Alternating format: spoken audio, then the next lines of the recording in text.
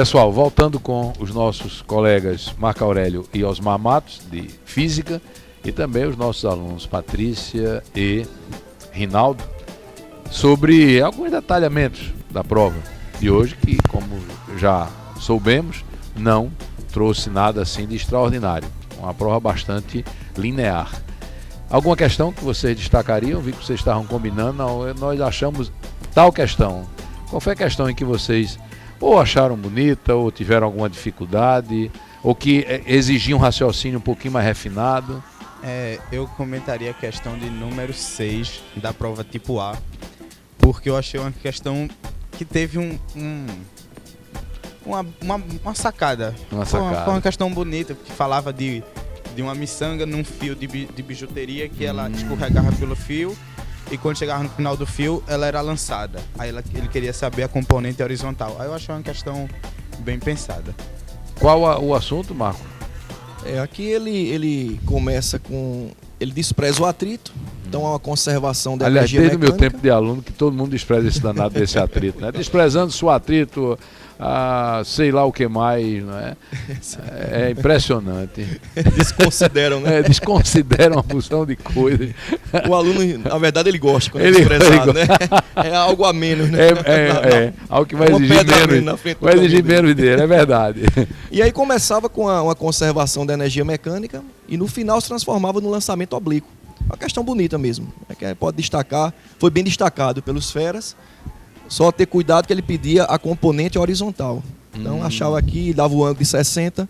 Nada demais não, o nosso fera fez com certeza, professor. Dá para chegar à resposta. Sem problema nenhum. Nada a contestar nessa questão. Perfeito. Professor Armar, alguma questão que você gostaria de destacar? Eu concordo com eles, a prova, essa questão foi bonitinha. Destacar uma questão, por exemplo, a questão da questão 12, né, da prova A. Da prova, tratava de quê? Ela induz ao aluno a pensar na luz polarizada.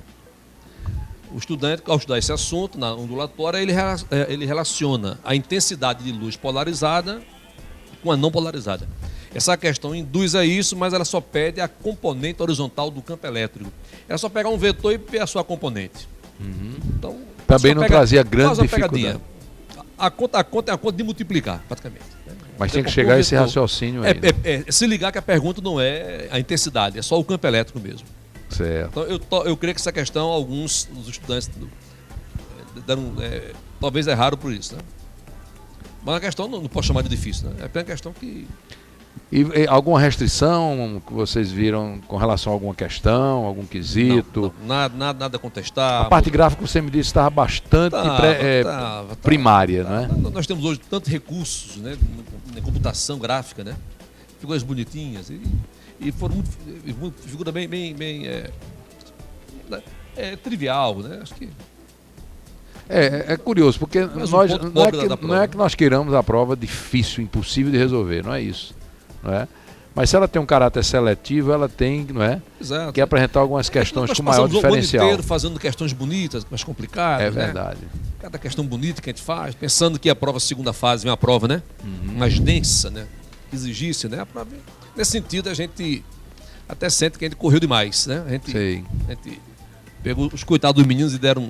Quer dizer que a prova do Enem foi mais exigente. No fim de contas, foi isso. Isso. Para ser o Enem, né? Para ser o Enem, para ser uma prova universal, não é?